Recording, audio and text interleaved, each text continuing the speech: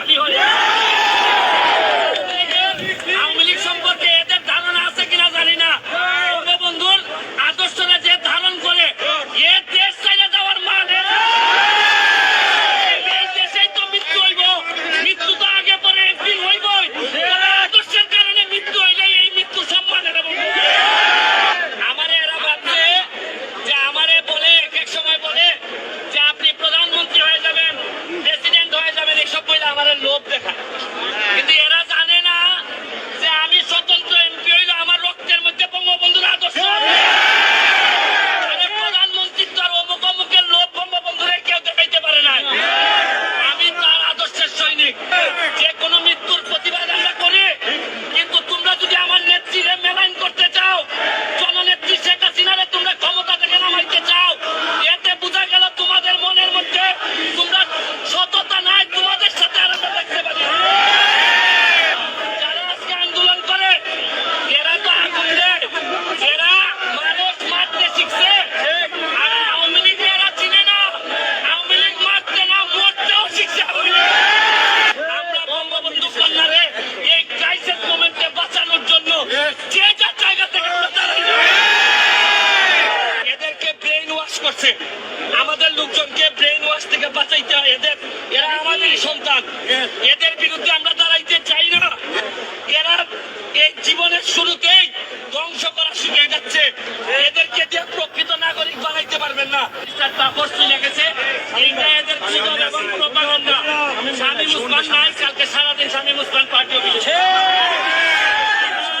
এরা চাইতেছে এই গুজব করাইয়া এরা সরকার পতন ঘটাইতে চায়। আমার একটা বিশ্বাস 2001 সাল থেকে আমি দেখছি আওয়ামী লীগ যত চাপের মধ্যে পড়ে তত শক্তিশালী হয়ে। আওয়ামী লীগ সম্পর্কে এদের ধারণা আছে কিনা জানি না। বঙ্গবন্ধুর আদর্শরা যে ধারণ করে এ দেশ ছেড়ে দেওয়ার মানে এই দেশেই তো মৃত্যু হইব। মৃত্যু তো আগে পরে একদিন হইবই।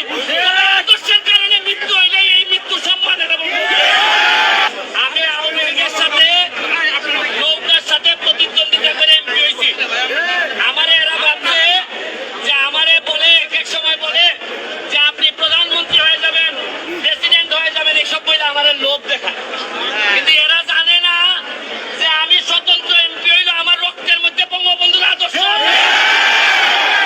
প্রধানমন্ত্রীর তো আর অমুক অমুকের লোভ বঙ্গবন্ধুরে কেউ দেখাইতে পারে না। আমি তার আদর্শের সৈনিক। আমারে বলছে যে স্বতন্ত্র এমপি হিসাবে আপনার বক্তব্য কি? আমি বলছি তোমাদের দাবি যখন কোটা সংস্কার ছিল তখন 80% আওয়ামী লীগের তোমাদের পক্ষে ছিল। যে কোনো মৃত্যুর প্রতিবাদ আমরা করি, কিন্তু তোমরা যদি আমার নেত্রীরে মেলাইন করতে চাও, জননেত্রী শেখ হাসিনারে তোমরা ক্ষমতা থেকে নামাইতে চাও, এতে বোঝা গেল তোমাদের মনের মধ্যে তোমরা সততা নাই। তোমাদের সাথে আর আমরা দেখতে পারি যারা আজকে আন্দোলন করে এরা তো আগুন দেয়, এরা মানুষ মারতে শিখছে। আর আওয়ামী লীগ এরা চিনে না, আওয়ামী লীগ মারতে না মরতেও শিখছে। তোমরা তো মারতে শিখছো, আর আওয়ামী লীগ মারতে এবং মরতে দুইটাই শিখছে। আমার বিশ্বাস এখানে যারা আছেন মুরব্বীরা আমার চেয়ে অনেক বেশি প্রজ্ঞা অভিজ্ঞতা রাখেন। তাদের নেতৃত্বে আমাদের যত গ্রুপিং আছে সব আপাতত বন্ধ রেখে আমরা বঙ্গবন্ধু কন্যারে এই ক্রাইসিস মোমেন্টে বাঁচানোর জন্য যে যার জায়গা থেকে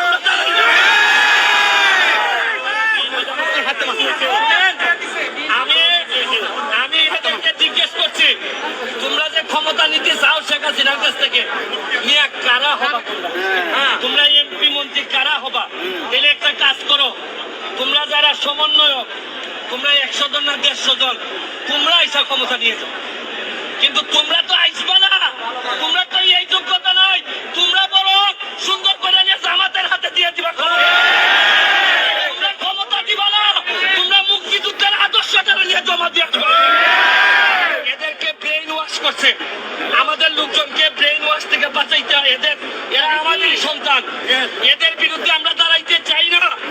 আমরা বারবার গার্জিয়ানদেরকে বলতে চাই অযথা এদেরকে রক্তের খেলায় নামায়েন না। এরা এই জীবনের শুরুতেই ধ্বংস করা শিখে যাচ্ছে। এদেরকে দিয়ে প্রকৃত নাগরিক বানাইতে পারবেন না। আমি যত গার্ডিয়ান